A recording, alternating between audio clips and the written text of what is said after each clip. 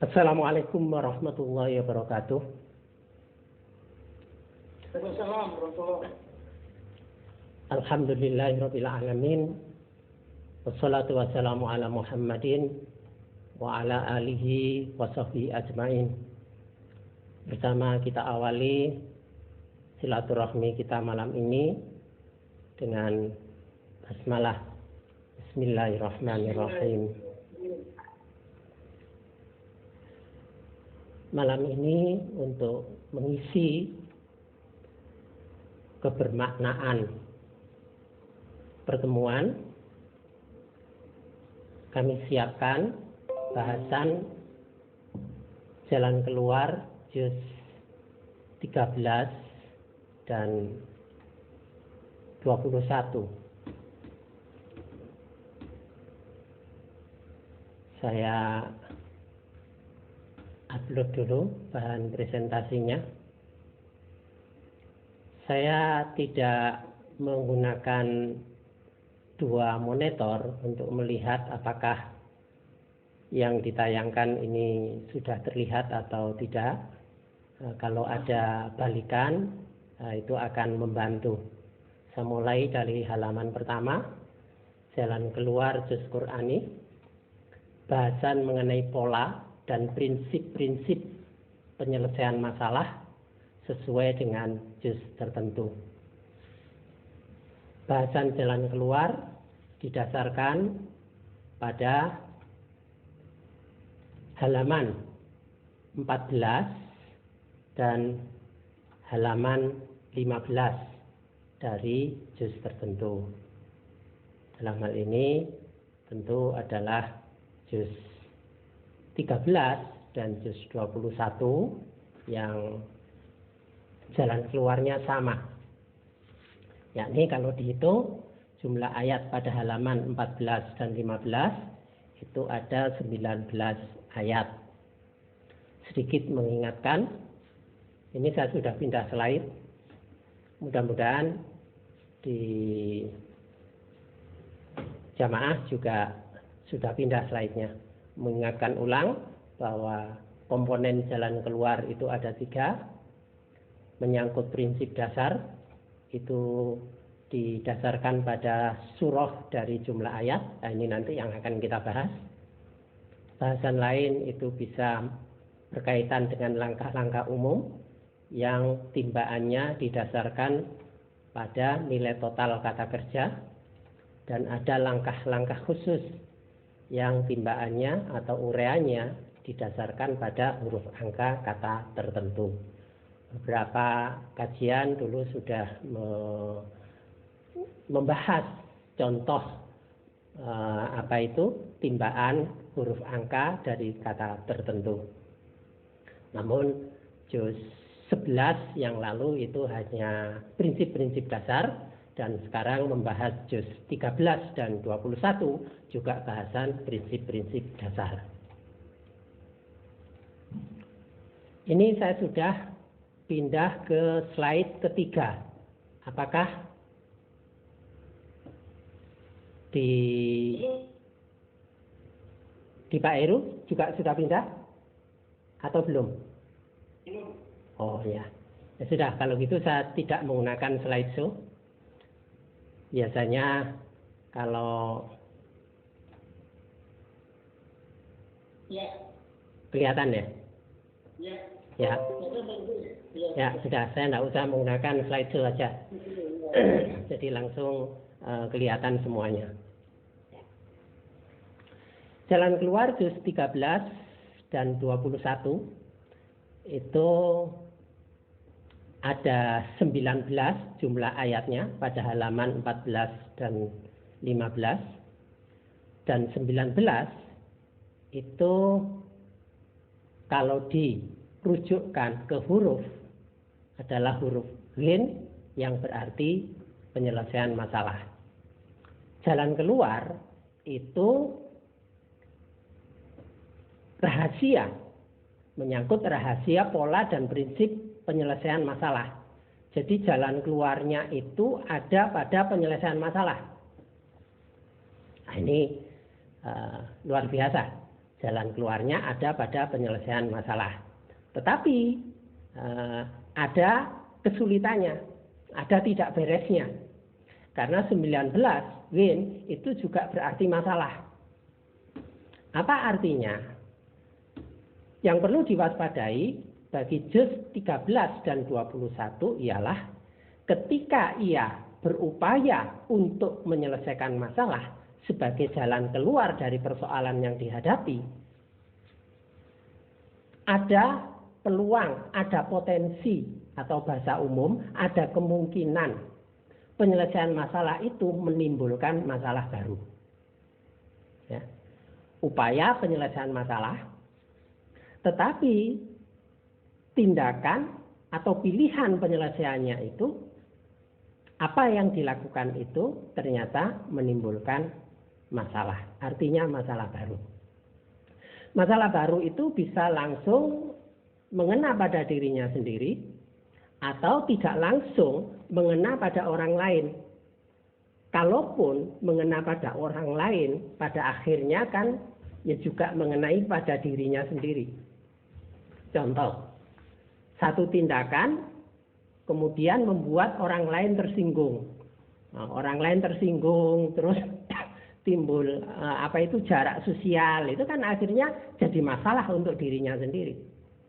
Satu tindakan itu kadang menimbulkan masalah bagi orang lain, tapi karena orang pada umumnya tidak senang mendapatkan masalah, maka kondisi itu bisa mengganggu interaksi hubungan baik antara orang lain dengan diri yang bersangkutan. Apa sebenarnya letak bahwa upaya penyelesaian masalah ini ternyata menimbulkan masalah baru? Letaknya pada 98. Surah 19 itu jumlah ayatnya 98. Dan 98 itu berarti bukti nyata, al-bayyinah. Bukti nyata. Letaknya pada bukti nyata ini. Ada dua pola berkenaan dengan bukti nyata. Bisa jadi kurang dalam bukti nyatanya. Kemungkinan lain berlebihan dalam mencari bukti nyata. Menemukan bukti nyata. Ada kurang, ada berlebihan.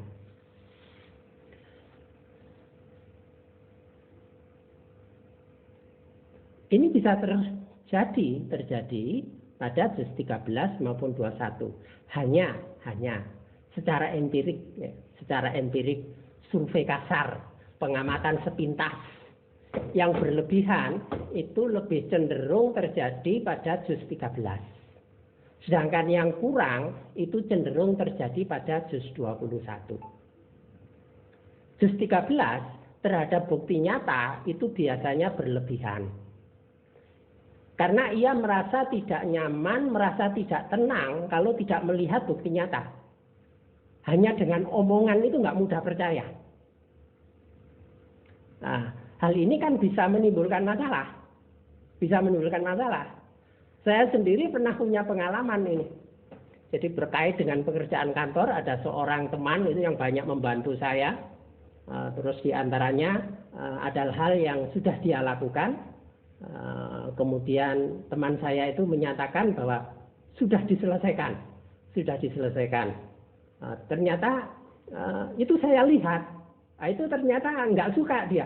Aduh, gak percaya ini nang aku ya. Ini kan bisa menimbulkan hubungan yang buruk. Karena berlebihan dengan bukti. Jadi dengan omongan saja, bahkan terhadap sahabat yang sudah dipercaya kadang-kadang tidak cukup. Tidak merasa aman kalau tidak melihat buktinya. Hanya omongan saja tidak mau. Nah, ini berlebihan dalam mengambil atau mendasarkan diri pada bukti nyata.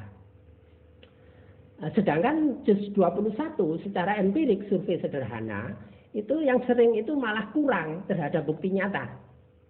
Pernah kami terangkan bahwa salah satu yang menjadi kekurangan juz 21 kurang bisa membedakan antara realita dengan imajinasi, dengan khayalannya. Nah ini, kadang-kadang merasa sudah melakukan sesuatu hanya dalam pikiran, padahal kenyataannya belum dilakukan. Ini bisa terjadi pada juz 21. Karena itu sering juz 21 itu kurang dalam bukti nyata. Omongan orang sudah dipercaya tanpa ada bukti nyatanya.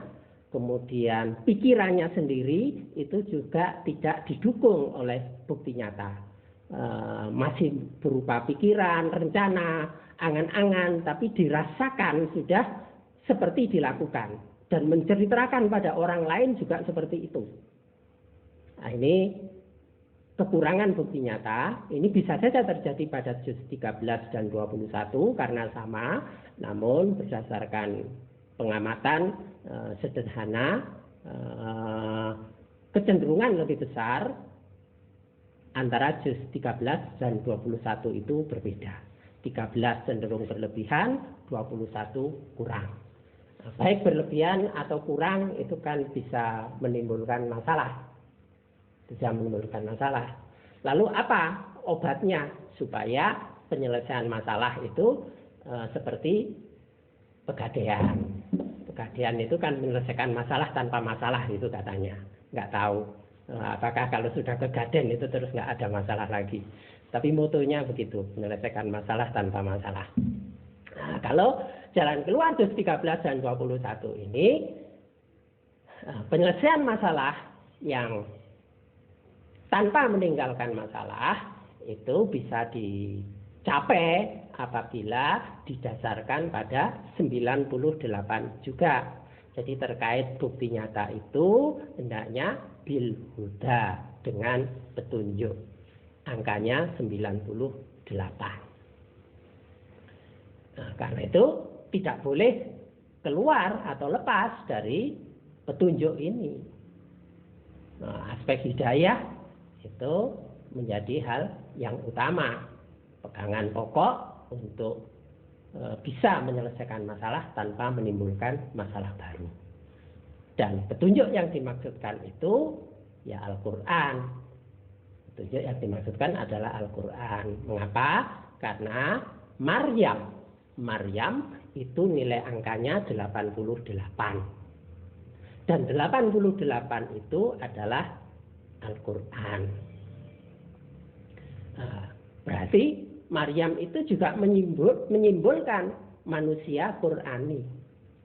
Manusia Qurani itu apa? Dia membaktikan hidupnya kepada Allah. Sesuai dengan nadar ibunya,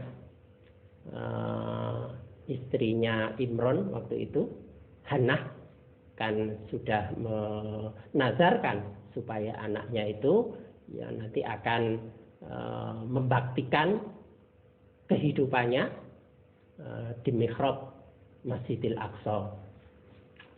Nah, ini ternyata anaknya perempuan, maka dikembalikan kepada Allah.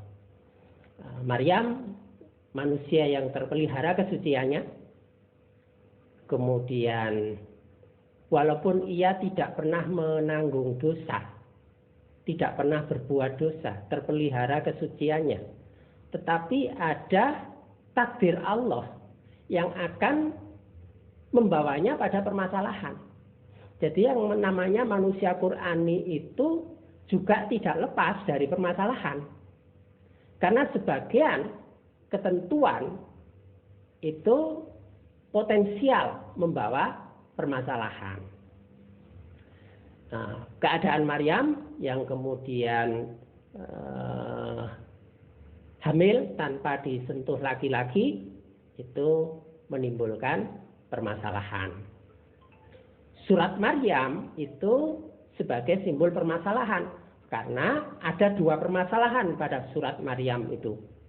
Permasalahan pertama berkenaan dengan Nabi Zakaria. Nabi Zakaria ini juga sebagai simbol manusia yang terlibat pada permasalahan. Karena sampai usia tua belum memiliki keturunan. Dan Nabi Zakaria mencemaskan siapa yang akan mewarisi dakwahnya. Khawatir dakwah itu akan mati kalau tidak ada ahli waris, tidak ada yang mewarisi amaliyah dakwahnya. Dakwah akan mati. Itu yang dicemaskan.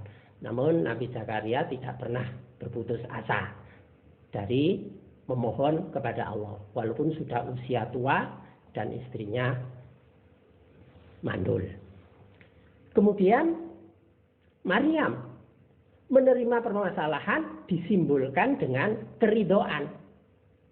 Ini sangat berat. Orang hamil tanpa suami itu berat. Tetapi karena ini ketentuan Allah, maka ridho. Dan untuk ini ada konsekuensi. Konsekuensinya harus hijrah. Tidak mungkin tetap hidup di rumahnya. Akan menimbulkan permasalahan besar dari masyarakatnya. Maka untuk menghindari itu, maka harus hijrah ke arah timur. Nah, untuk proses ini ternyata mengalami penderitaan, kepayahan. Sampai digambarkan dalam Quran, Siti Maryam ini kelelahan, lemas, hampir-hampir habis tenaganya.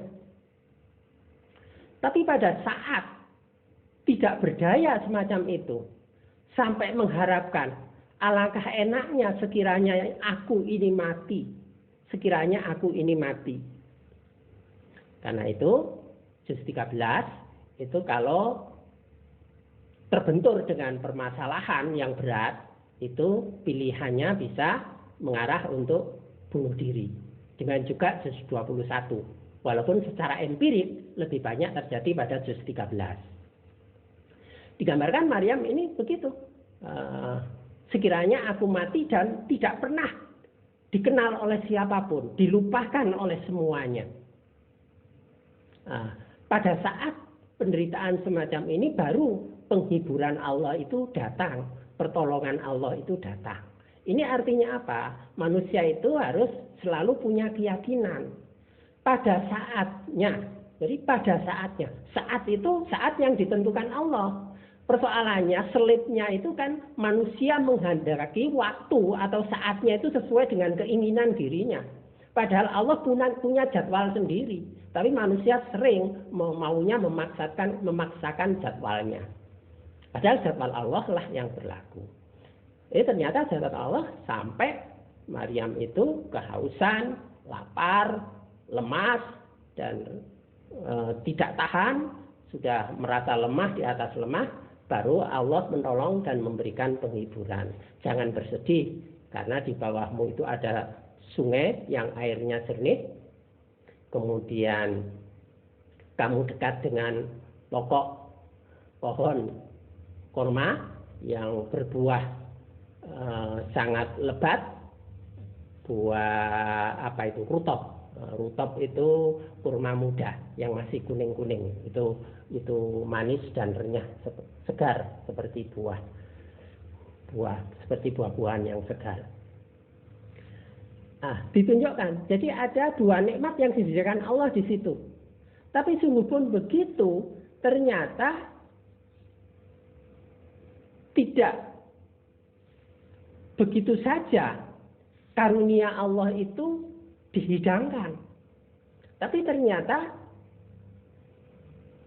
Siti Maryam ini masih diperintahkan untuk menggoyangkan pohon kurma itu. Artinya apa? Bahwa dalam Islam itu menghargai prinsip kerja. Jadi tidak segala sesuatu itu terus nyepak begitu saja.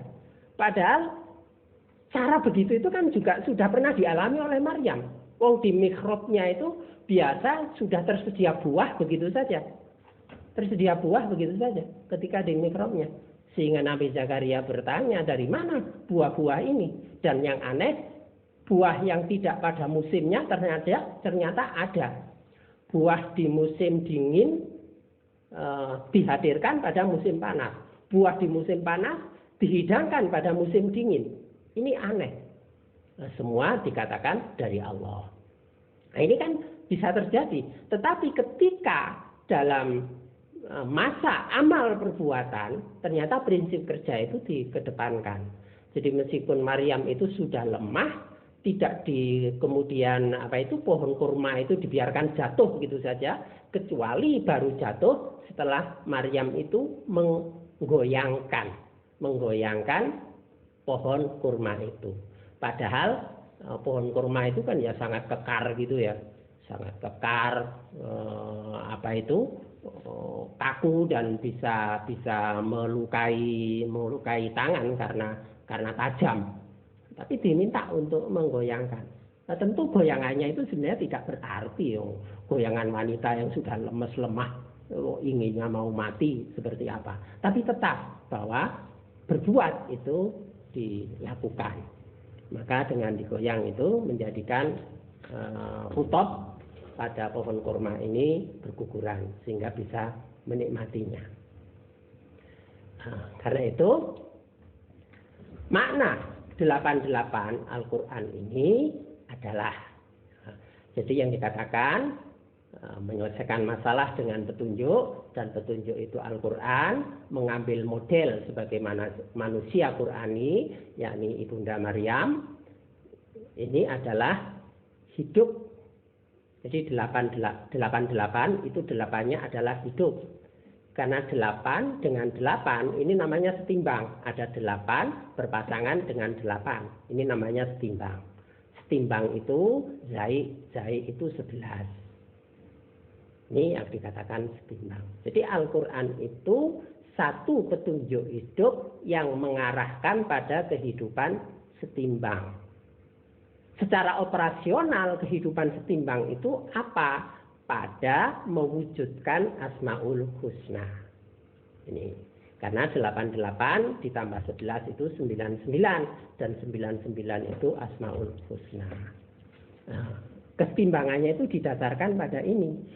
Maka situasi yang dihadapi itu tinggal ngepaskan terkait dengan Asmaul Husna mana yang akan digunakan sebagai strategi untuk menyeimbangkan hidupnya.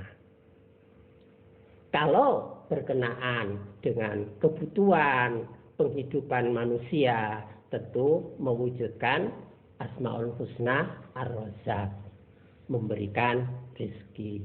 Nah, kalau memberikan rezeki itu sebagai asma Allah yang diwujudkan perbuatannya dengan pemberian pada manusia, maka manusia yang menyerap asma ini, maka dia akan suka untuk berderma kepada sesama.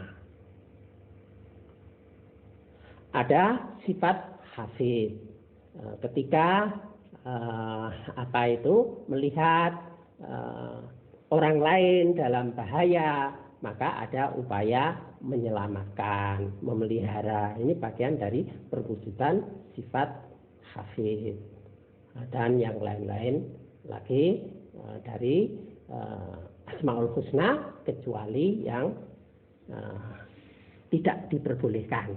Di antara 99 itu ada yang tidak diboleh ditiru untuk diperbuat manusia, yakni sifat sombongnya, sifat sombong, sifat takaburnya, al-mutakabbir. Itu yang tidak boleh karena khusus sebagai selendang Allah. Tetapi itu juga tetap bisa diwujudkan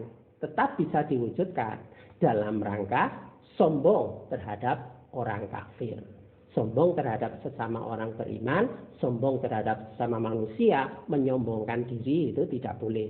Tapi sombong berkenaan memelihara kebesaran agama itu diperbolehkan. Ini perwujudan Asmaul Husna. Baik, saya pindah slide-nya, slide keempat.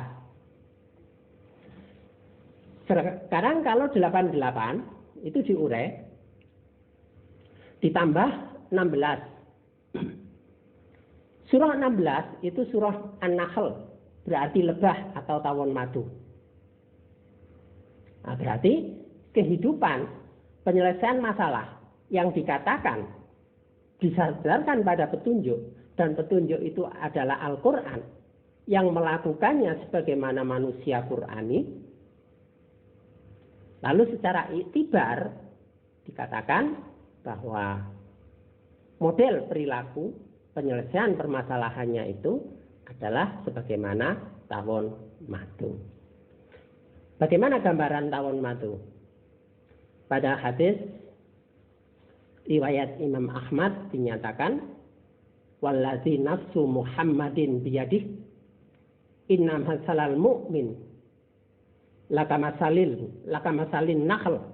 nakhlah akalat tayyiban wa do'at tayyiban wa waqa'at falam taksir walam tufsid. Demi zat yang jiwa Muhammad berada di tangannya, sesungguhnya perumpamaan orang mukmin itu bagaikan lebah. Apa yang terjadi pada lebah? Bahwa lebah itu selalu memakan makanan yang baik. Yang diambil itu yang baik-baik. Nektar dari bunga yang dihindapi. Kemudian yang dikeluarkan juga baik. Ia juga mengeluarkan yang baik. Sesuatu yang memberikan manfaat kepada orang lain. Bukan sesuatu yang menimbulkan bahaya bagi orang lain.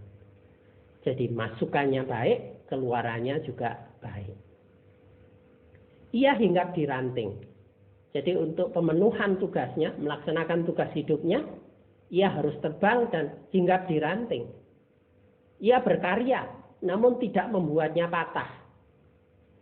Jadi kecermatannya, ketelitiannya, itu tidak menimbulkan kerusakan. Tidak membuat ranting, bunga, itu menjadi patah dan rusak.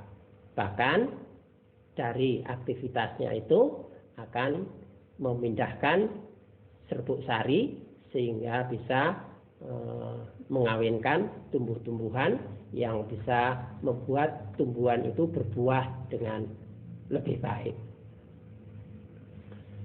Nah, kalau putik dan benang sari itu tidak ketemu, itu biasanya buahnya itu kecil. Tapi kalau putik dan benang sari itu dipertemukan oleh binatang, salah satunya oleh lebah ini, maka buahnya akan lebih bagus. Berkenaan dengan ini, Al-Munawi rahimahullah memberikan penjelasan mengenai kenapa Rasulullah itu memisalkan orang yang beriman itu dengan lebah. Sisi kesamaannya adalah bahwa lebah itu cerdas, katanya. Lebah itu cerdas.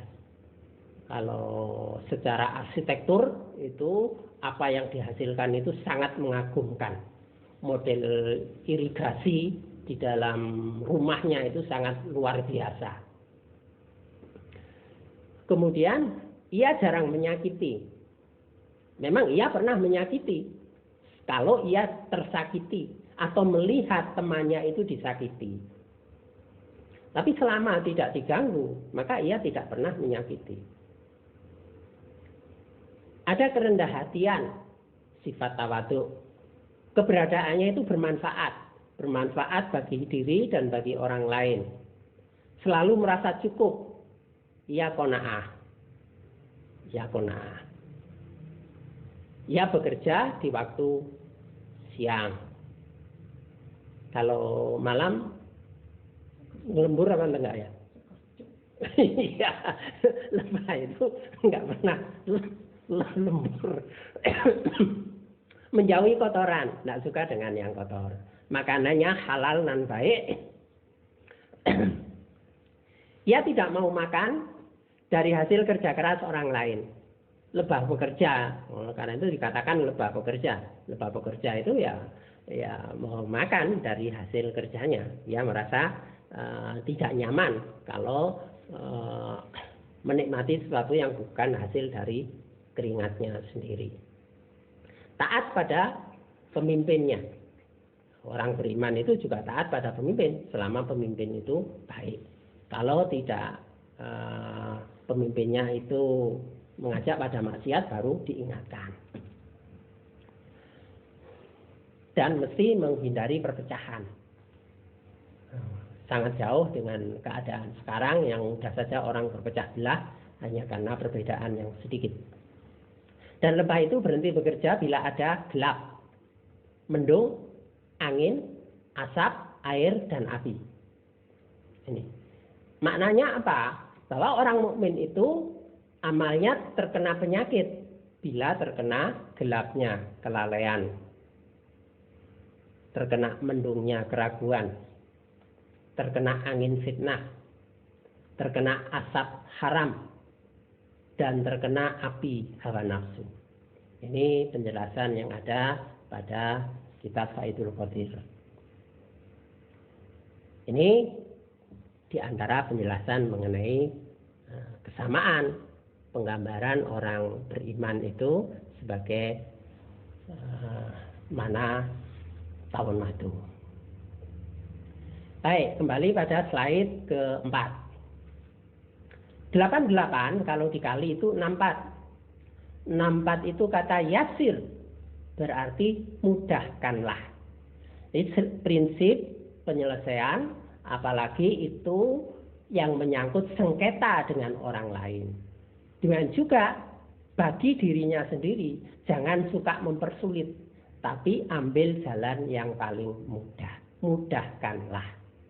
Jangan mencari jalan yang akan mempersulit diri sendiri dan mempersulit orang lain. Berarti ini ada peluang, ada penyakit. Bikin orang kesulitan itu juga seneng. Melihat orang kesulitan itu menganggap lucu atau apa itu. Kadang-kadang dirinya itu juga terjebak untuk mengambil kesulitan sendiri. Akan ada kecenderungan seperti itu. Supaya tidak seperti itu, supaya semuanya mudah, dirinya mudah, orang lain itu mudah, maka tarawna, hendaknya kamu melihat. Yang dilihat itu apa? Lebih banyak melihat pada sisi naf'an, manfaat. Ini semua angkanya 64. Lalu selalu melihat, kamu melihat. Ata'un itu pemberian atau karunia.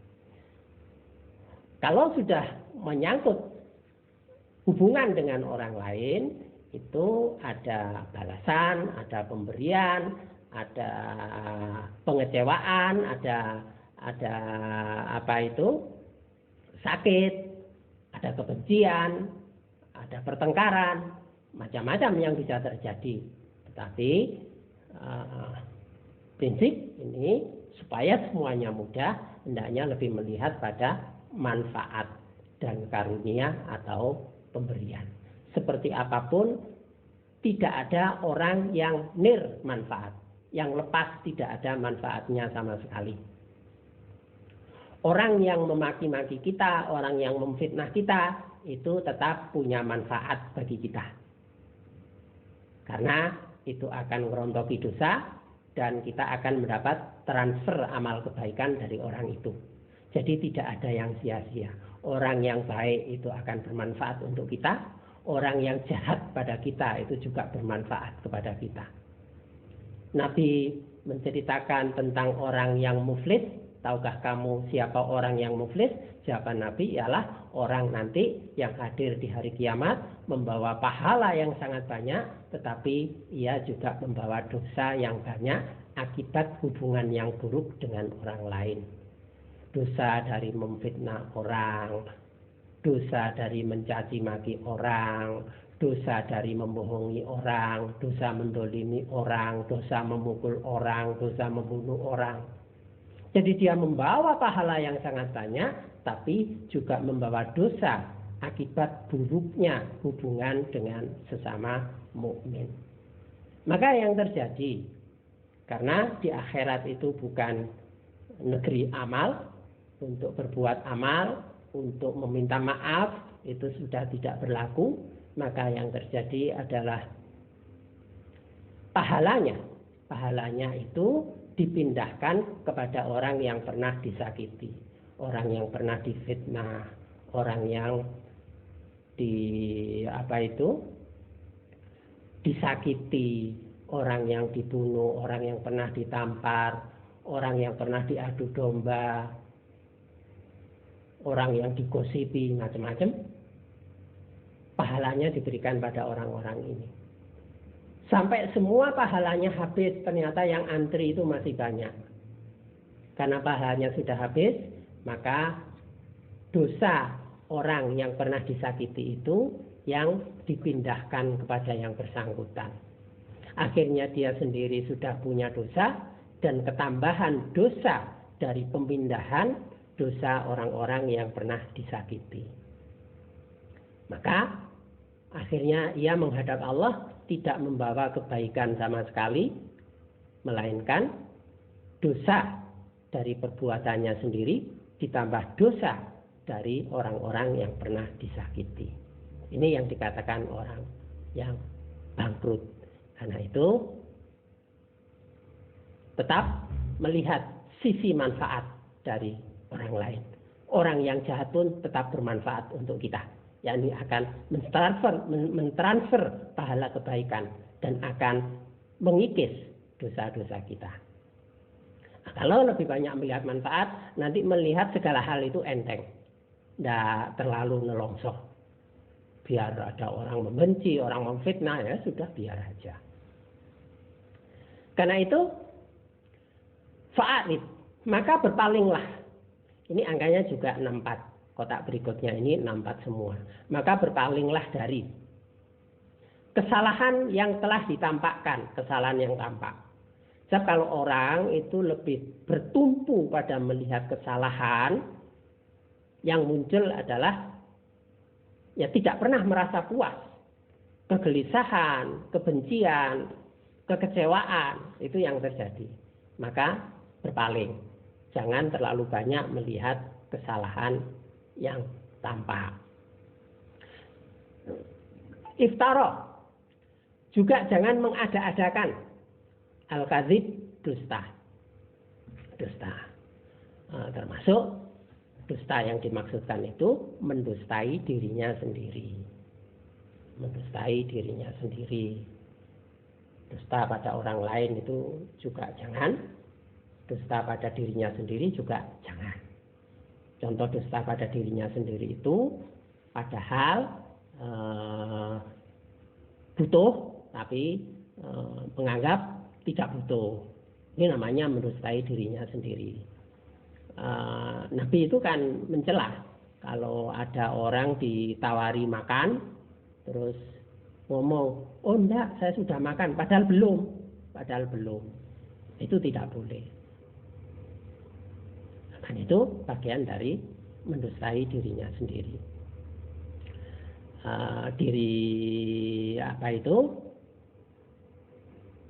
Cemas terus ditenang-tenangkan supaya tampak tenang, sehingga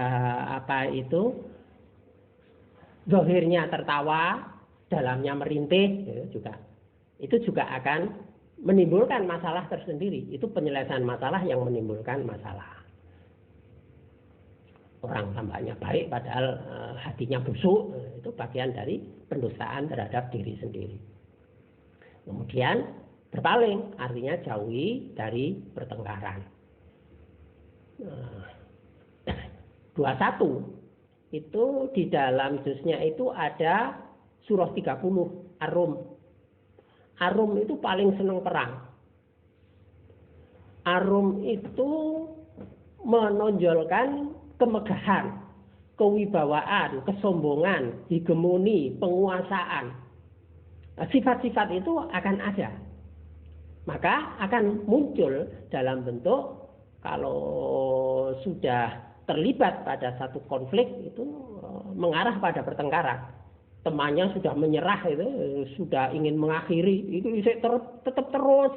Itu gitu. Nah, 13 itu petirnya itu suka melabrak tanpa ampun. Melabrak tanpa ampun itu bisa menimbulkan pertengkaran. Maka di sini yang dibutuhkan adalah pengendalian. Miraun, pertengkaran. Lalu apa yang diminta? Unduru, perhatikanlah. Apa yang diperhatikan? Al-ahadits. Ini angkanya 80. Jadi 16 ditambah 64 itu 80. 80 itu kata unduru. Lihatlah, perhatikanlah. Al-ahadits itu kejadian, situasi, berita. Kejadian, situasi, berita. Perhatikanlah situasi, kejadian, dan berita yang sampai. Al-qis, secara adil, secara setimbang. Kalau itu melibatkan sejumlah orang, maka semuanya harus diperhatikan. Jangan berat sebelah untuk melihat sesuatu. Jangan berat sebelah untuk menerima berita dari satu sumber saja. Tapi berlaku adil dari berbagai sumber. Kemudian hendaknya kamu bersabar, tasbiru, kamu bersabar menghadapi fitnah, ujian, cobaan, sekaligus ahdihi atau ahdahu, janji Allah. Ini butuh ketahanan, kesabaran, tidak tergesa-gesa sampai terwujudnya janji Allah. Secara empirik itu bisa saja terlontar. Katanya Allah itu menjanjikan begini-begini. Orang yang beriman itu dijanjikan begini-begini. Kok ya enggak? Katanya orang yang berdoa itu janjinya seperti ini. Nah, tapi kok ditunggu-tunggu enggak ada-ada, enggak datang-datang. Ini bagian dari tidak bersabar terhadap janji Allah. Jadi ini upaya yang harus dikedepankan oleh juz 13 dan 21. Jadi tidak sabar terhadap ujian dan janji ini pada juz 13 itu karena sifat ketergesa-gesaannya, sedangkan juz 21 itu karena suka menganalisisnya. Jadi kalau sudah menganalisis itu larinya kemana-mana, itu nanti akan mengarah pada anggapan buruk kepada Allah. Ini yang perlu diwaspadai. Baik, saya pindah ke slide berikutnya. Lebih lanjut, karena Maryam tadi 88, kita masuk pada angka 88. Iqra'u, bacalah olehmu. 88 itu kata bacalah. Yang dibaca adalah Al-Quran. Jadi kembali kepada Al-Quran, menelaah, meneliti, mencermati Al-Quran dalam rangka tazakka, pembersihan diri. Jadi membaca Al-Quran itu ialah dengan harapan supaya Allah membersihkan diri kita. Pembersihan yang terjadi itu menyangkut pembersihan dosa.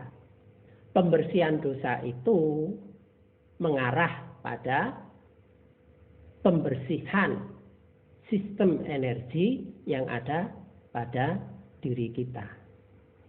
Jadi energi itu, energi potensi fitrah yang sudah tercemar itu akan dibersihkan melalui aktivitas menelaah, membaca, meneliti, mentadaburi Al-Quran. Jadi dengan membaca Al-Quran itu dosanya rontok. Energinya dibersihkan. Kalau ulama dulu itu mengibaratkan kalau kita punya gelas dengan warna air yang hitam atau merah, kemudian digerojok dengan air yang bersih. Air yang bersih itu maksudnya adalah bacaan Al-Quran. Maka berangsur-angsur air dalam gelas yang semula berwarna pekat, apakah itu merah atau hitam, kalau terus digerojok, lama-lama itu akan semakin bening, semakin bening, semakin bening. Dan ketika unsur warna itu sudah habis sama sekali, maka air dalam gelas itu benar-benar menjadi jernih. Itu yang namanya proses pembersihan. Nah, karena itu ya ini memerlukan proses waktu yang sangat lama. Karena tidak bisa terus gelasnya itu digulingkan terus diisi baru. Kecuali bahwa istilah Jawanya itu ditundung. Jadi dengan tenaga unsur yang baru, ketenagaan yang bersih, air yang bening, itu nanti akan mendorong, mencampur yang buruk, kemudian menjadi membaur dan dibuang secara terus-menerus sampai akhirnya menjadi semakin bersih. Kalau itu terjadi, maka gelas dengan air warna yang pekat itu tidak bisa untuk melihat di sisi yang berbeda. Tetapi kalau berisi air bening, maka bisa melihat sisi yang sebaliknya. Nah, karena itu, dengan itu, maka bisa berfungsi petunjuk itu. Lahada, niscaya dia Allah memberikan petunjuk lewat hati. Surah 64 ayat 11 menyatakan, wa may yu'min billah yahdi qalbah. Orang beriman yang sudah bersih keadaannya. Jadi isi gelasnya itu sudah murni air yang bening, maka mampu menampung petunjuk dari Allah. Allah memberikan petunjuk lewat hati. Apakah petunjuk itu tidak diberikan? Kalau petunjuk itu diberikan, tetapi keadaannya itu masih buta, yaitu tetap tidak terlihat. Sebenarnya diberikan, hanya tidak bisa melihat. Tapi kalau airnya itu sudah bening, ada batu yang masuk, itu terlihat. Tapi kalau masih keruh, dimasukkan batu di situ tidak terlihat. Ini pentingnya pembersihan diri ini. Sehingga ketika Allah menunjuki, memberikan petunjuk pada hati, maka bisa menangkapnya. Selanjutnya, hendaknya kamu mengajak. Nah, ini kalau permasalahan itu terlalu berat untuk disanggah sendiri, itu bisa mengajak orang lain. Tidak boleh gengsi untuk ini. Kadang-kadang ini juga menunjukkan ada kecenderungan bahwa gengsinya tinggi orang juz 13 dan 21 untuk meminta bantuan ke orang lain. Terus kalau itu menyangkut konflik, mungkin saja itu berbentuk pada perbantahan.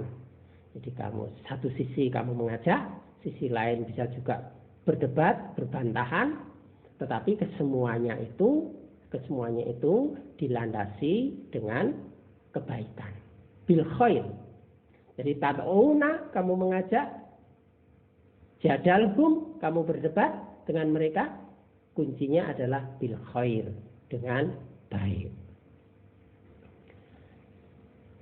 Karena ketika ada konflik, ada perselisihan dengan orang lain, pemaafan itu penting, maka yang dibutuhkan berikutnya adalah tafassahu, berlapang-lapanglah. Jadi mengajak orang lain itu kadang mau, kadang tidak. Ngajak diajak api, orang gelem, terus kecewa, terus mangkel, itu namanya menghadirkan masalah untuk dirinya sendiri. Debat, kebantahan dengan orang lain, sama-sama kecewa, sama-sama merasa sakit hati, ternyata itu ya diperlukan untuk berlapang dada, masing-masing berlapang dada, berlapang-lapanglah. Kemudian ud'uhu, Berdoalah kepadanya. Berdoalah kepadanya. Angkanya 80. Khafiyan. Dengan cara yang lembut. Jadi berdoa kepada Allah itu dianjurkan dengan cara khufyah. Khufyah, cara yang lembut. Orang Jawa itu, peci itu disebut khofyah. Itu dari kata khofiyah. Di surah 7 ayat 55 itu disebutkan tentang khofyah. Tadarruan wa khufyah. Berdoalah kepadanya itu dengan berendah diri bukan sekedar berendah hati. Kalau sesama manusia itu rendah hati, tapi kalau Allah itu ya rendah semuanya, rendah pikirannya, rendah kekuatannya, rendah tenaganya, rendah dirinya. Semuanya harus rendah. Itu tadarruan wa khufyah. Dan dengan kelembutan. Kelembutan berarti ya tidak memaksakan, tidak kasar, tidak kemudian nada tinggi, memaksa-maksa, tapi dengan samar, dengan lembut yang hatinya sendiri itu bisa menghayati permintaannya, sehingga permintaannya itu sepenuh rasa. Nah, lembutan itu dengan sepenuh rasa. Nah, ini tentu akan sangat berbeda kalau doa itu kemudian dilakukan, itu rasanya jadi hilang. Yang dilakukan Robbana Dzolamna Anfusana terus pakai joget-joget, ya nggak cocok sama sekali. Kelembutannya nggak ada sama sekali. Orang merasa dirinya dolim itu kan ya, merasa sebenarnya hancur, tidak punya harapan, nggak pantas, sehingga ya memelas, menghibah kepada Allah. Ini yang dimaksudkan dengan khufyah. Lalu dengan berdoa itu dan sebelumnya itu dikatakan niscaya dia memberikan petunjuk lewat hati, maka ini terjadikannya ialah sampainya wahyu atau ilham dari Allah. Wahyina, angkanya 88. Apa yang dipesankan dengan wahyu dari Allah ini adalah berlaku lurus, tegak, dan istiqomah. Jadi kalau menerima sesuatu dari Allah, ini dalam bentuk bersitan-bersitan hati. Kebenaran yang dihembuskan, yang dibisikkan oleh Allah kepada hati, itu jangan pernah diingkari. Maka berlakulah yang lurus, yang tegak, dan istiqomah. Jadi apa yang dari Allah itu jangan pernah diragukan. Nah, bagaimana bisa yakin dari Allah? Yaitu kuncinya. Yang di atas itu. Hatinya itu sudah bersih atau enggak? Hatinya itu bersih atau enggak? Lalu kepada orang lain itu lebih banyak menyebarkan kebaikan atau tidak? Lalu bersifat lapang dada atau tidak? Berdoanya kepada Allah sudah sungguh-sungguh dengan kelembutan sepenuh rasa ataukah tidak? Membersihkan diri dengan membiasakan membaca Al-Quran. Kalau itu dilakukan, maka bersitan-bersitan yang diterima oleh hati, insya Allah itu adalah bersitan-bersitan kebenaran. Maka jangan pernah diingkari. Sebab kadang-kadang yang dibersihkan itu dirasakan bertentangan dengan logikanya. Masa sih begitu, nggak masuk akal. Misalnya dapat pemberitahuan tentang kebaikan orang, tapi hatinya kok pikirannya kok mengatakan sepertinya tidak baik orang itu, nggak percaya. Ini namanya mengingkari. Atau yang terjadi sebaliknya, dilihat gayanya seperti bagus kok orang itu, tapi kalau diberitakan hati-hati kamu dengan orang itu, ya, pikirannya rasanya menolak, nggak bisa. Kemudian nanti akan terbukti. Karena itu berlaku lurus. Kadang-kadang dibersihkan, tempat itu berbahaya. Kalau kamu lewati, nanti kamu bisa celaka. Enggak percaya, dilanggar. Betul, celaka. Celaka betul. Ngalami kecelakaan betul. Ini bagian dari bersihan-bersihan yang mestinya tidak dilanggar. Untuk ini butuh latihan. Awalnya itu ya memang terbentur-bentur. Beberapa kali dilanggar, nanti kalau sudah berulang-ulang, itu akhirnya kapok. Sudah kalau pokoknya ada bersihan begitu, percaya aja. Berlaku lurus, berlaku tegak dan istiqomah. Pernah terjadi, ada seorang pemuda itu yang sangat baik. Ada seorang pemuda itu yang sangat baik. Orang-orang yang mengenalnya, dia itu baik. Pemuda ini sedang mendekati seorang gadis.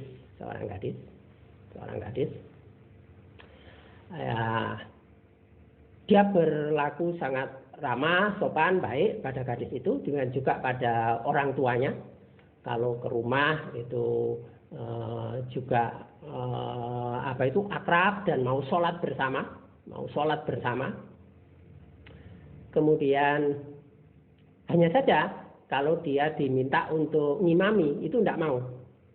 Jadi minta bapak gadis itu untuk yang ngimami. Biar bapak saja, biar lebih afdol. Nah, itu bahasanya begitu.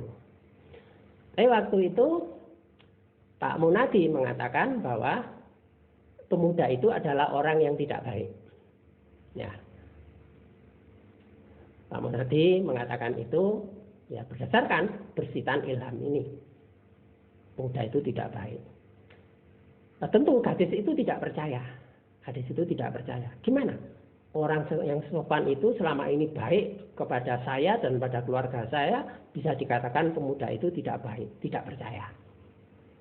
Sampai gadis ini benci terhadap almarhum Pak Munadi waktu itu. Sampai suatu saat akhirnya terjadi ketika pada hari Ahad atau hari Minggu, si gadis ini telepon ke rumah temannya, pemuda itu. Pemuda itu tidak ada, yang jawab pembantunya. Ditanya, si ini mana Mbok, dikatakan ya enggak ada Neng, kan biasa hari Minggu. Loh, kok hari Minggu biasa maksudnya gimana? Ya ke gereja atau kalau hari Minggu? Baru sadar ternyata selama ini pemuda itu adalah pemuda Kristen tetapi ngaku Islam. Dan untuk memperkuat itu bahkan dia mau ikut jamaah sholat di rumah gadis itu bersama bapaknya. Baru setelah itu terbelalak tahu kebenarannya. Ini contoh adanya bersitan hati yang bersifat ilhamis, yang kadang-kadang itu bisa meragukan. Coba kalau tidak yakin dengan berita-berita semacam ini, kemudian dibantah oleh semua, ditunjukkan bukti-bukti tentang kebaikannya, itu bisa goyah. Karena itu di akhir hayat, pada embusan nafas yang terakhir, Pak Munadi itu sempat mengingatkan. Tentu saja yang ini disampaikan pada yang menyertai di dalam ambulan pada waktu itu. Jadi pesan terakhirnya itu singkat. Jangan pernah meragukan apapun yang dari Allah. Itu maksudnya ini. Jadi kalau orang sudah melakukan riyadhah, menempuh thariqah, jalan pembersihan diri, pembersihan hati, kemudian sampai bisa menangkap bersitan-bersitan hati berupa ilham dari Allah, maka itu jangan pernah untuk meragukannya. Ini seluruh angka. Pada kolom yang ini adalah 1184. Sebelumnya yang pada slide yang keempat tadi 1072. Jumlah seluruhnya adalah 2256. Kita tutup Alhamdulillah 1 jam persis.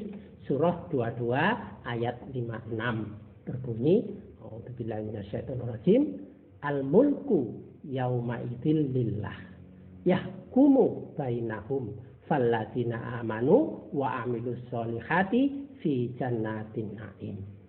Kekuasaan, kebenaran, keputusan, penyelesaian masalah pada hari itu semua ada pada Allah.